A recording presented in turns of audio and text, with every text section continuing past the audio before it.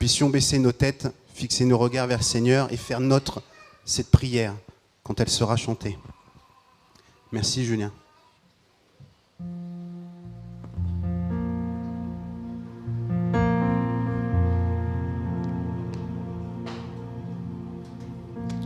Je te prie et tu entends ma voix.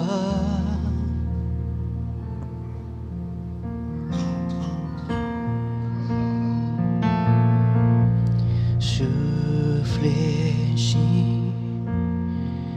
le genou devant toi.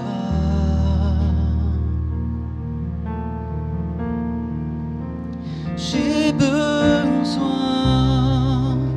que tu traces un nouveau chemin.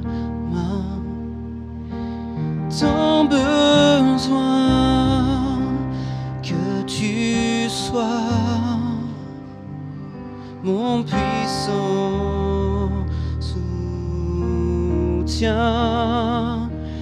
Tu es ma source, tu es mon bien.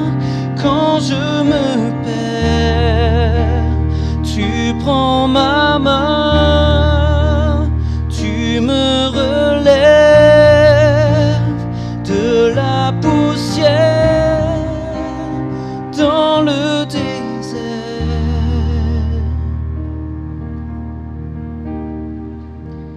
Tu me diriges vers ta lumière, Seigneur.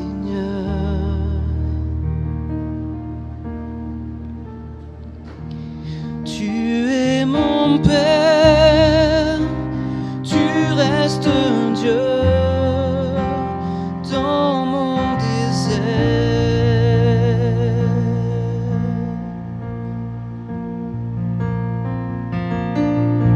Saint-Esprit,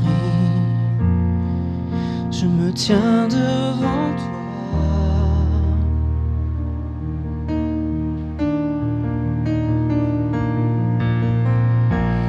À l'abri dans le creux de tes bras.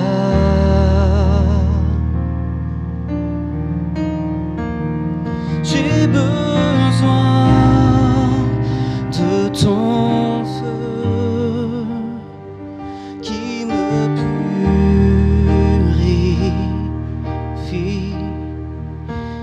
Tant besoin de ta vie. Alors je m'écris.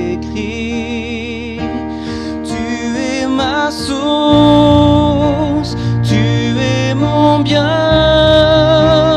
Quand je me perds, tu prends ma main, tu me relèves de la poussière dans le désert.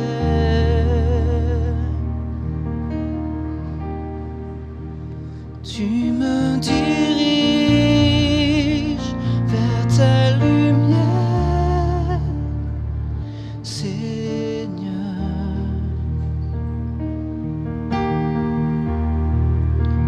Tu es mon Père, tu restes Dieu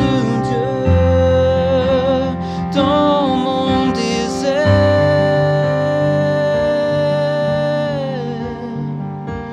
Tu es mon Père, tu restes Dieu dans mon désert.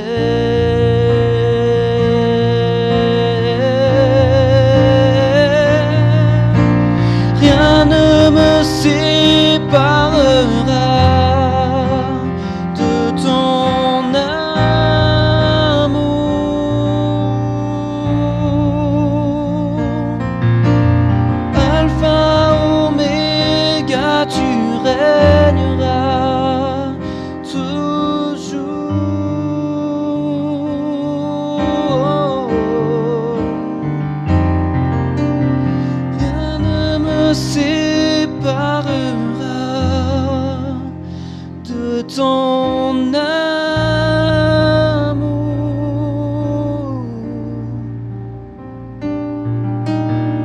Alpha, Oméga, tu régneras toujours.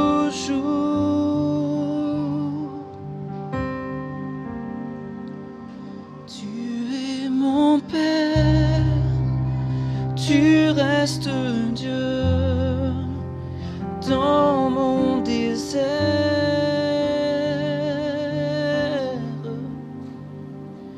Tu es mon Père, tu restes Dieu dans mon désert.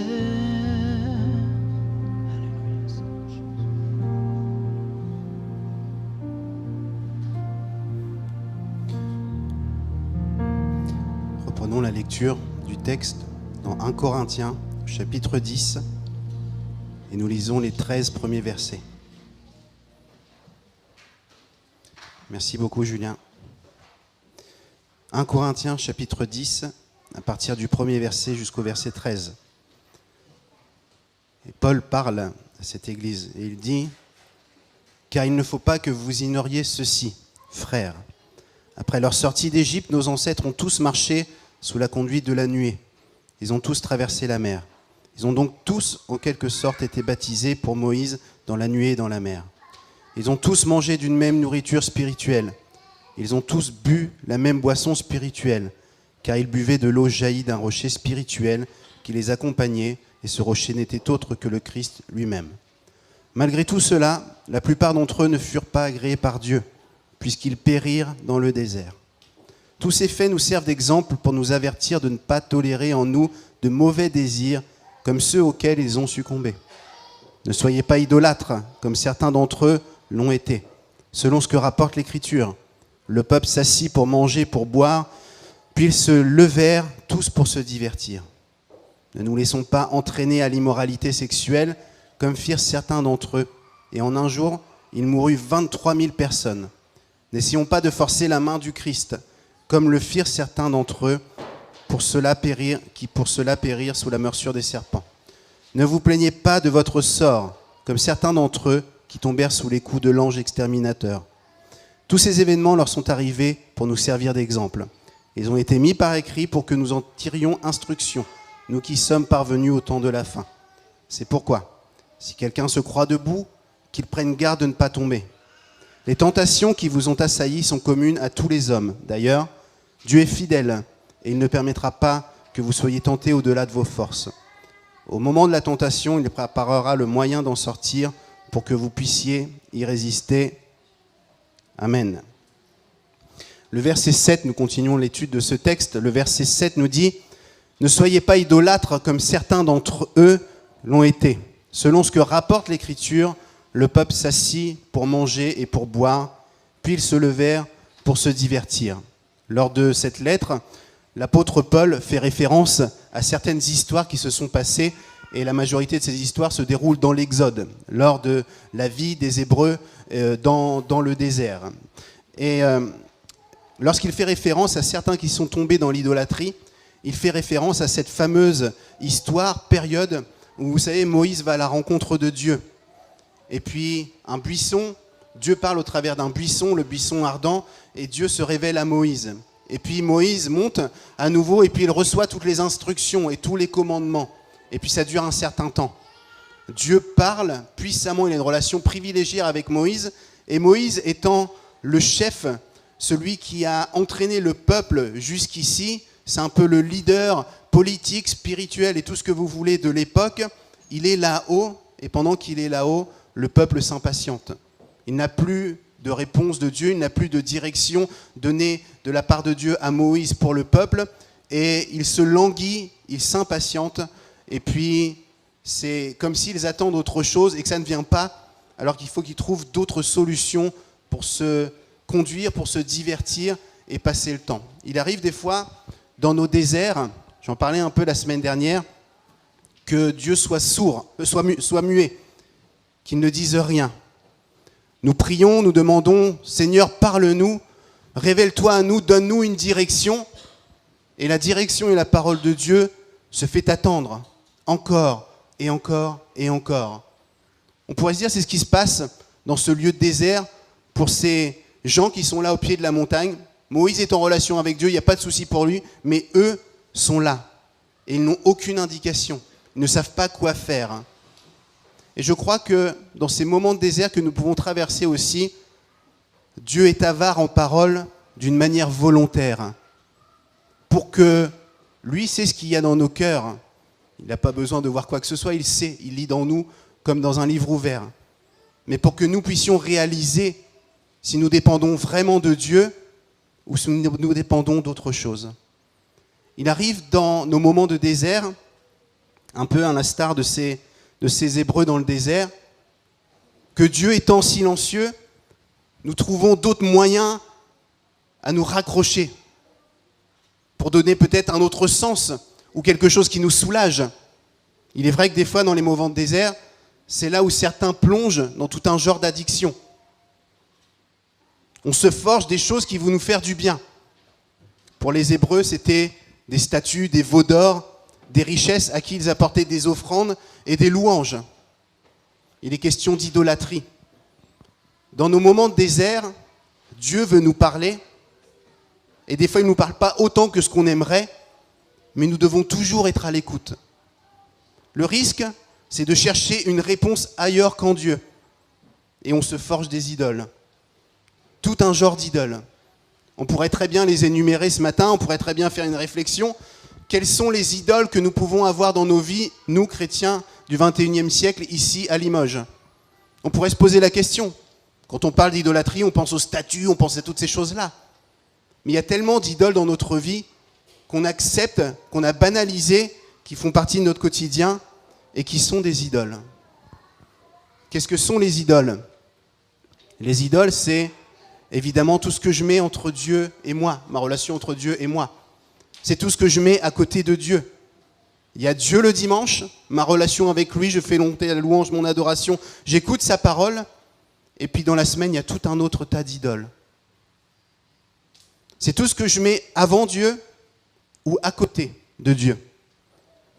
Deutéronome, chapitre 16, versets 21 et 22, voici ce que dit Dieu: « Tu ne fixeras aucun poteau sacré en bois à côté de l'autel que tu feras pour l'Éternel ton Dieu. Tu ne dresseras pas de statue, l'Éternel ton Dieu les déteste. » La recommandation de Dieu, le commandement de Dieu, c'est tu ne mettras rien à côté de Dieu, à côté de la présence de Dieu.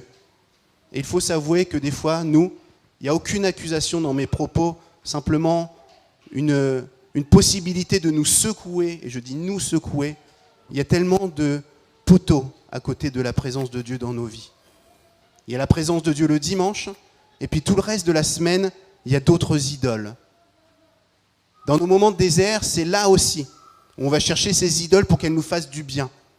Et la première des idoles qu'on pourrait dénoncer ce matin, ou sur laquelle on pourrait réfléchir quelle place elle a dans notre vie, c'est nous. Combien de fois je suis ma propre idole? Combien de fois mon estomac, mon bien-être est ma propre idole?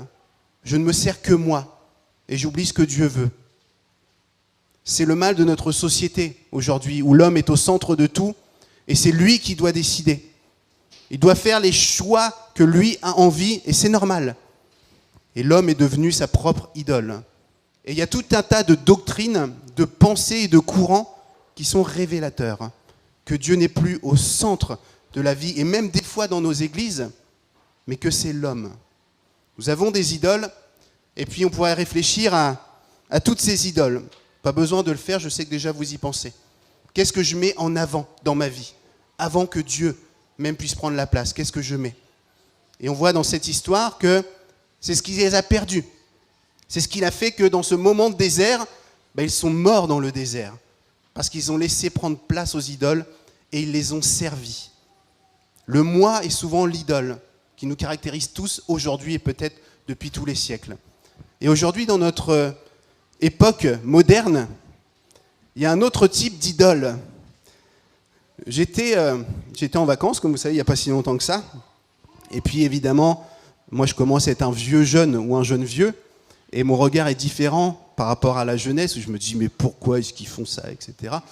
Et j'avoue que mes enfants, de les voir vivre aujourd'hui avec les tendances, avec tout ce qu'ils ont envie de vivre, etc., m'interpelle. Parce qu'aujourd'hui, si vous avez des enfants, il y a une confirmation devant, vous savez que les enfants, ils sont subjugués par le téléphone portable. Et que pour les occuper, il faut qu'ils aient le téléphone portable. On était en vacances, et puis moi, mon grand Sacha, il allait jouer avec ses copains. Et moi, à l'époque, quand j'allais jouer avec mes copains, j'allais faire un foot ou faire des trucs comme ça. Et ben, eux, ils jouent ensemble, mais chacun sur son smartphone. Et ils sont connectés. Alors, je dis ça, il faut accompagner nos jeunes et puis ne pas faire comme on a fait pendant longtemps dans nos églises, en disant « Ah, c'est mal, il faut jeter les téléphones, il faut retourner à l'âge de pierre où on faisait des signaux de fumée pour communiquer ensemble, parce que le progrès, c'est mal. » Et on a sorti ça quand la télé est sortie, le cinéma et tout ça. Il y a ce qui nous sert à communiquer, et il y a ce qui nous a servi. Et la limite à ne pas dépasser est évidemment la suivante. C'est bien d'accompagner nos enfants dans la gestion des multimédias, des écrans, etc. C'est bien de les enseigner à gérer pour qu'ils ne soient pas dominés par ça. Et peut-être qu'une idole d'aujourd'hui, je parle des jeunes, des enfants, mais les plus vieux sont aussi concernés par cela. Et peut-être que c'est quelque chose qui dirige notre vie et qu'on met des fois même avant notre Dieu. Il y a un auteur que j'aime bien, je vais vous lire une chanson qu'il a écrite, c'est un Marseillais en plus. Et les jeunes vont connaître, je pense. Je vous lis les paroles. Il dit « Ta douce mélodie me réveille chaque matin. Avant même d'embrasser ma femme, je te prends par la main. Puis je te caresse le visage pour voir si tout va bien. Tellement inséparables qu'on part ensemble au petit coin. Mon café, mon jus d'orange, on le partage aux amis. En voiture, mes yeux sont dans les tiens. Donc quelques feux, je grille. Au boulot, on parle tellement ensemble que des dossiers j'oublie. Au dîner, vu le silence, tout le monde t'aime dans ma famille. Je te partage ma vie au lieu de la vivre. Tu me partages la vie des autres pour me divertir. Je ne regarde plus le ciel depuis que tu m'as pris mes yeux dans tes applis. Je ne sais plus vivre sans toi à mes côtés. Ton regard pixelisé m'a envoûté. Toi, mon précieux, mon précieux, mon précieux. Quand tu sonnes ou quand tu commences à vibrer, je perds la tête. Comment pourrais-je te quitter? Toi, mon précieux, mon précieux, mon précieux. Je ne sais pas si vous avez reconnu la chanson. L'auteur, c'est Soprano. Ok ? Et j'aime bien la chanson parce qu'elle est tellement révélatrice et tellement vraie. Après, ça s'arrête là. Je dis pas, oh Julien, il a parlé de Soprano, mais s'il savait Soprano, ça s'arrête juste à la chanson, ok? Et ça doit nous interpeller. On a des idoles dans nos vies, on parle du smartphone, peut-être d'une manière humoristique, mais moi qui suis un jeune vieux et un vieux jeune, je vois tellement la différence entre la période sans et la période avec. Et on se lève le matin, on prend notre smartphone, et on lui laisse dicter notre vie. Les réseaux sociaux, les nouvelles, oh, je me suis levé de bonne humeur, oh, encore un attentat là-bas, oh, encore une guerre, etc. Et c'est ce qui dirige nos vies, c'est ce qui dirige nos pensées, et ça prend une place que quelque part ça ne devrait pas avoir. Et pendant que le smartphone parle, pendant qu'on le chérit, pendant qu'on lui caresse le visage, vous avez vu même au petit coin, Dieu ne peut plus parler. Peut-être qu'il aimerait nous parler, mais on n'arrive plus à l'entendre. Alors les Hébreux sont morts dans le désert parce qu'ils ont laissé des idoles prendre place dans leur vie et les conduire, et conduire leurs actions. Qu'en est-il de nous? Aucune accusation, juste pour que nous puissions réfléchir tous ensemble et voir ce qui prend de la place dans nos vies et qui ne devrait pas avoir de place. Le deuxième argument, comme c'est les vacances, comme il fait chaud, j'ai décidé que de faire 2 points à mes messages. Le deuxième point, c'est que l'apôtre Paul nous parle d'idolâtrie et il nous parle d'immoralité sexuelle. Et il fait référence aussi à d'autres textes où, à un moment donné, le peuple hébreu s'est livré avec des femmes moabites à des choses, je dirais, impudiques et un peu déviantes au niveau sexuel. Alors, le lien est tout fait avec le smartphone, évidemment. On regarde les commentateurs d'aujourd'hui, on regarde les études, et vous savez que tout ce qui est pornographique a explosé depuis l'arrivée du smartphone. Puisque aujourd'hui, on peut consommer de la pornographie facilement entre deux réunions ou je ne sais quoi, et la pornographie fait des ravages. Parce qu'on parle d'immoralité sexuelle, et ça fait partie de l'immoralité sexuelle. Les uns disent, moi j'ai pas de souci avec ça, je suis fidèle à ma femme, je suis fidèle à mon époux, mais je consomme de la pornographie régulièrement. Et c'est quelque chose qui me tient maintenant. Les études sont accablantes, affolantes de voir le nombre de jeunes qui, avant 13 ans, ont déjà consommé de la pornographie et qui sont liés à des images qu'ils voient qui ne sont pas du tout la réalité, qui ne sont pas du tout en tout cas ce que Dieu veut, mais c'est ce qui dirige leur vie. Et ça leur pourrit la vie, ça leur pourrit leur relation, ça leur pourrit leur couple. Et le texte nous dit que ces Hébreux, à un moment donné, se sont livrés à ces choses-là. Et j'aimerais juste vous dire que, vous le savez déjà parce que vous êtes des grands, si vous n'êtes pas des grands, fermez vos oreilles, mais que la sexualité est quelque chose de beau que Dieu a créé pour le bien-être de l'homme et de la femme dans un cadre bien précis qui est le cadre du mariage. Mais c'est quelque chose de beau, mais qui est aussi très puissant sous différentes formes. Et c'est quelque chose qui peut nous rendre accros. C'est quelque chose que je peux chérir, que je peux contempler tout le temps et qui va me pourrir la vie. Il suffit de regarder un petit peu sur Internet, voyez les études et combien c'est inquiétant de voir notre société qui est dirigée simplement par ça. Aujourd'hui, on ne prend plus le temps de se connaître, mais on couche ensemble et puis il y a toutes ces déviances qui sont liées à ça. Voici ce que dit la parole de Dieu en Corinthiens, chapitre 7, versets 2 à 5. Toutefois, pour éviter toute immoralité sexuelle, et écoutons bien, si nous sommes mariés, écoutez bien, que chaque homme ait sa femme et que chaque femme ait son mari. Que le mari rende à sa femme l'affection qu'il lui doit et que la femme agisse de même envers son mari.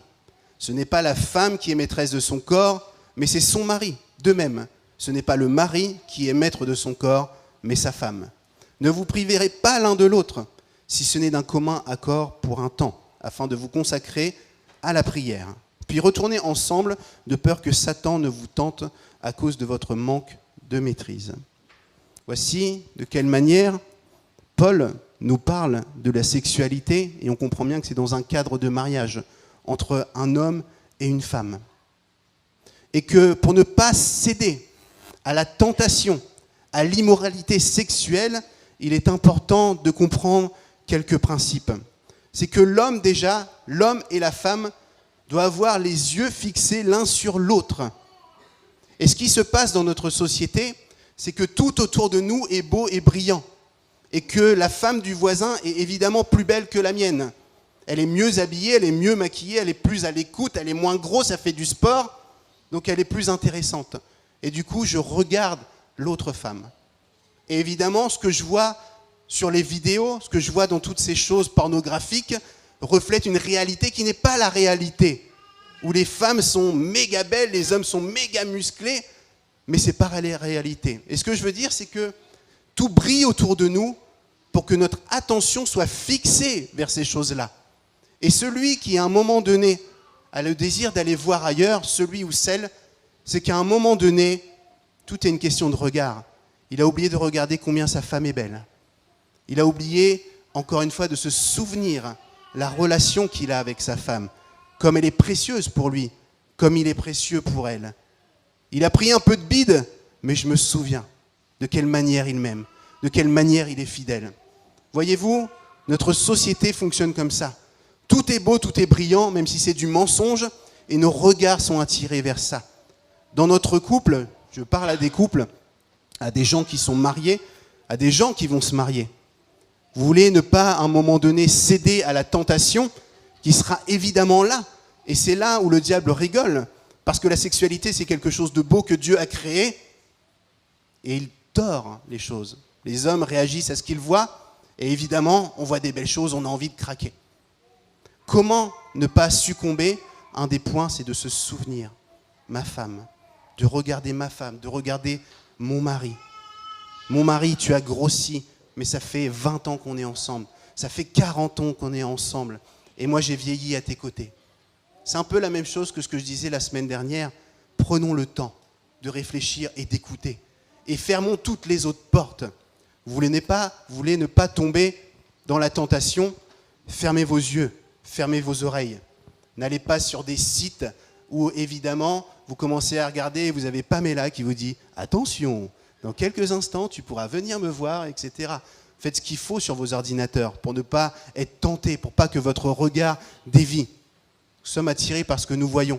Et cultivons tout ça et partageons dans nos couples peut-être aussi nos doutes, nos tentations pour rester un. C'est le premier des secrets pour ne pas tomber dans l'immoralité sexuelle. Je parlais tout à l'heure que dans les moments de désert, peut-être que des fois, ce qui nous vient pour nous soulager, c'est tout un tas d'addictions, l'alcool, peut-être la drogue, la surconsommation de médias, la pornographie et la sexualité peut citer quelque chose qui nous assouvit et qui est une addiction.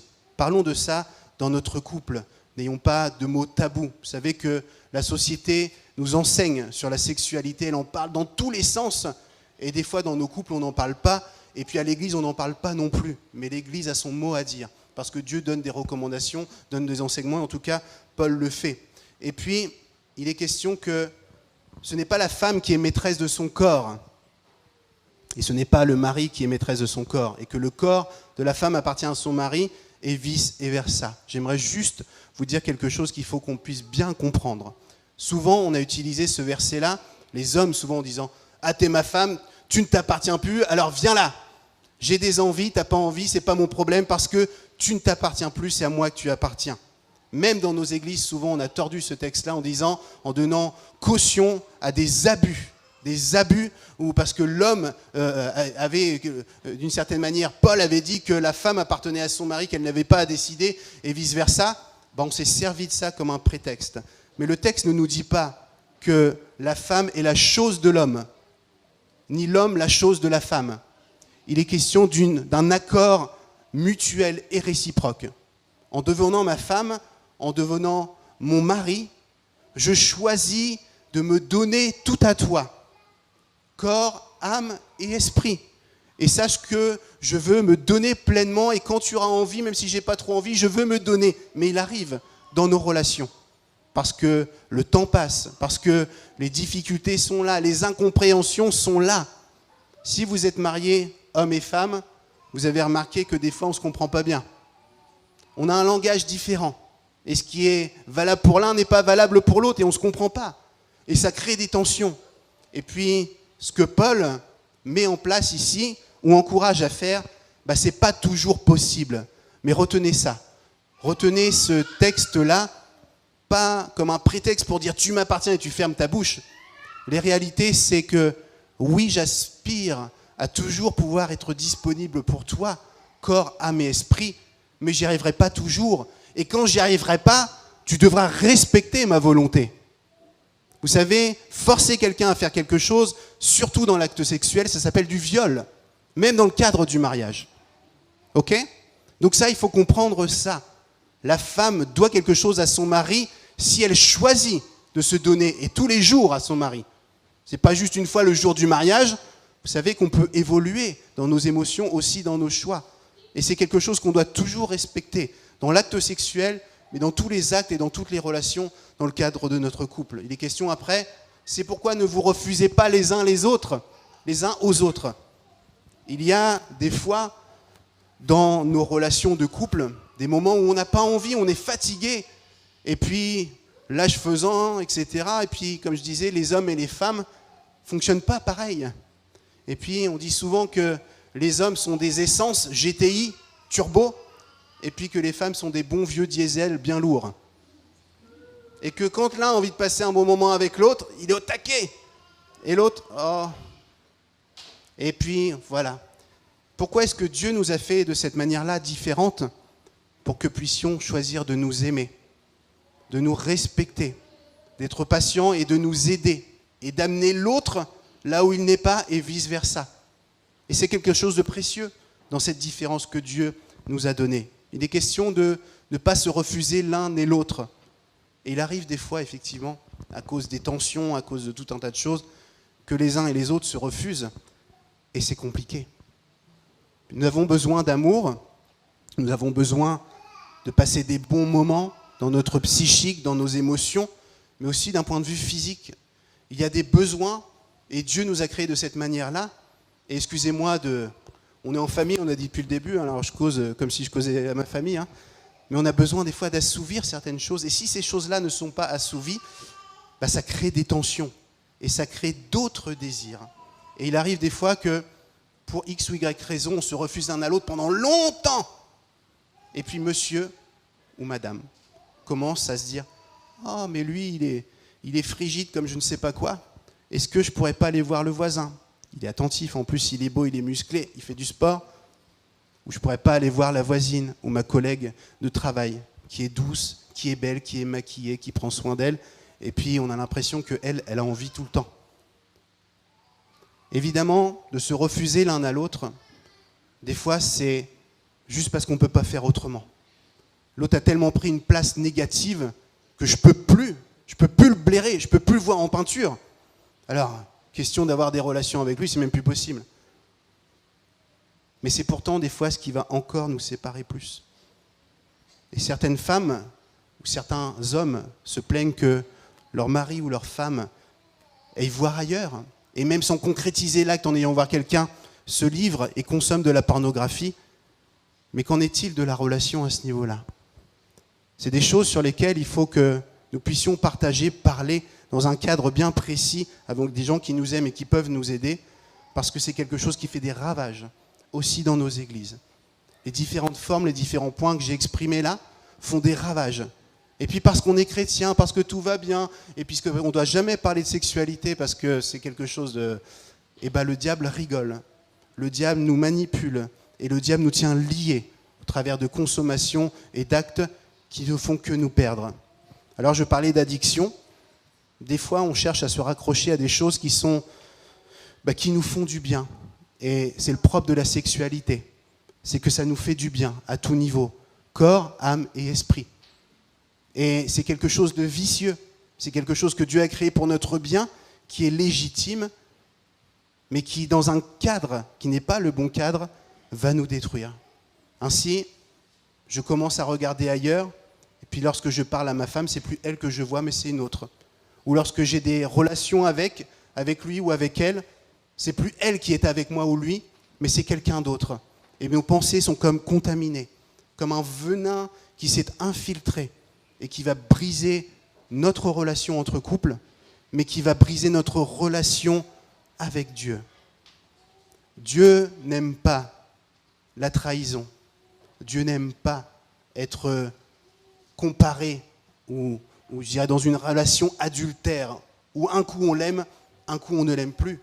C'est ce qui se passe lorsque notre relation de couple est brisée sous les différentes formes que j'ai exposées. Alors il est question du désert, de ces Hébreux qui sont morts dans le désert parce qu'ils ont accepté l'idolâtrie. Et l'idolâtrie peut prendre plusieurs formes. J'ai cité quelques exemples. Et certains se sont aussi voués à la débauche sexuelle, c'est-à-dire d'avoir des relations sexuelles en dehors d'un cadre précis, qui est le cadre du mariage. Alors Dieu les a laissés mourir dans le désert.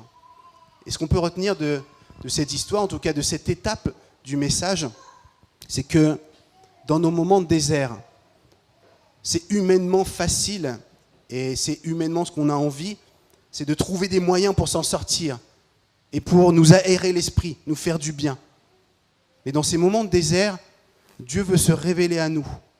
Il veut nous parler. Il veut nous amener plus loin. Mais toutes les idoles, toutes les choses qu'on met en place comme des palliatifs pour se faire du bien, quelle que soit la forme que ça prenne, nous empêchent d'entendre la voix de Dieu.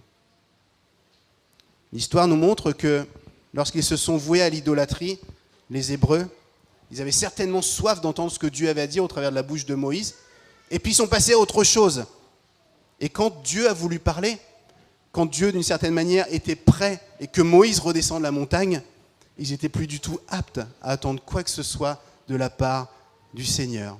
Vous savez, dans nos vies, c'est Julien qui disait ça tout à l'heure, des fois on a l'impression de ne pas être, je ne sais plus comment il disait ça, des super chrétiens, se poser la question par rapport à nos vies, par rapport à nos choix. Il arrive évidemment que dans nos moments de désert ou pas, parce que notre humanité est là avec ses faiblesses, que nous chutions, nous rechutions, etc. Et puis Dieu est un Dieu de grâce, et puis il nous relève, il nous pardonne, il nous relève. Mais il y a des fois, ça va tellement loin pendant longtemps. Et c'est pas que Dieu n'est plus un Dieu de grâce, c'est pas que Dieu ne veut pas nous parler ou nous relever, c'est nous qui sommes tellement contaminés qu'on n'est plus apte à entendre Dieu nous parler. Et c'est ça qui fait la différence. Un peu comme ce peuple hébreu, qui avait peut-être soif d'entendre ce que Dieu voulait dire au travers de la bouche de Moïse, mais après ils sont passés à autre chose. Et vous savez, dans notre vie, moi je suis un vieux jeune et un jeune vieux, je sais que dans nos vies il y a des étapes et que quand on est passé à autre chose, on est passé à autre chose. C'est vrai ou pas ? Et quand on a fait le choix de faire un trait sur quelque chose, c'est très très très difficile de revenir dessus, combien même c'est super juste de vivre ça. Pour les Hébreux en tout cas, ils s'en foutaient après d'écouter Moïse, ce qu'il avait à dire de la part de Dieu. Eux, ils étaient avec leurs idoles, ils se faisaient du bien, ils profitaient de la bonne vie, etc. Ils n'étaient plus aptes à écouter ce que Dieu voulait dire. Si ce matin, nous pouvons écouter la parole de Dieu et nous laisser interpeller par lui, Dieu est un Dieu de grâce. Il arrivera peut-être des temps où Dieu parlera et je ne pourrai plus écouter, je m'en ficherai, je ne serai plus du tout attentif parce que moi je serai passé à autre chose. Et il est temps, pendant qu'il est encore temps, d'écouter Dieu nous parler et puis peut-être de réformer quelques aspects de nos vies. Parler d'idoles, c'est souvent ce qui nous empêche de vivre pleinement ce que Dieu aurait prévu pour nous. Dans nos temps de désert, ou pas. Les temps de désert, en tout cas, sont là pour que Dieu puisse se révéler à chacun de nous. Je vous invite à la prière.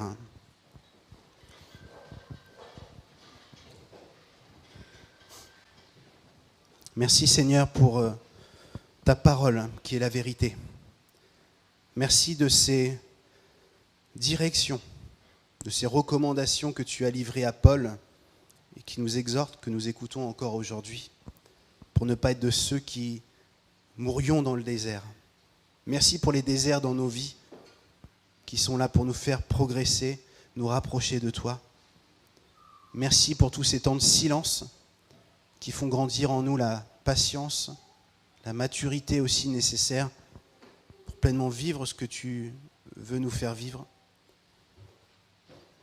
Et Seigneur, merci aussi de nous reprendre au sujet des idoles, au sujet de tous ces points que nous avons partagés ensemble. Et Père, nous te demandons pardon. Pardon Seigneur pour toutes les idoles dans nos vies, quelle que soit la forme qu'elles prennent. Pardon pour tous les palliatifs que nous avons choisi de mettre en place dans nos vies pour nous soulager, nous faire du bien, mais qui nous éloignent peut-être de ce que tu voudrais nous dire, de ce que tu voudrais faire. Pardonne-nous quand l'idole, la première idole, c'est nous-mêmes. Que nous puissions vraiment diminuer, et que tu puisses grandir. Seigneur, nous voulons changer nos regards, changer notre orientation de regard et te contempler.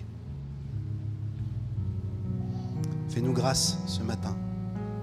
Merci Saint-Esprit de nous accompagner et de nous rendre capables, et que nous ressortions de nos déserts victorieux, véritablement, pour ta gloire et ta gloire seule. Merci parce que tu nous façonnes à ton image, en fonction de ta volonté. Te donnons toute la gloire, Jésus.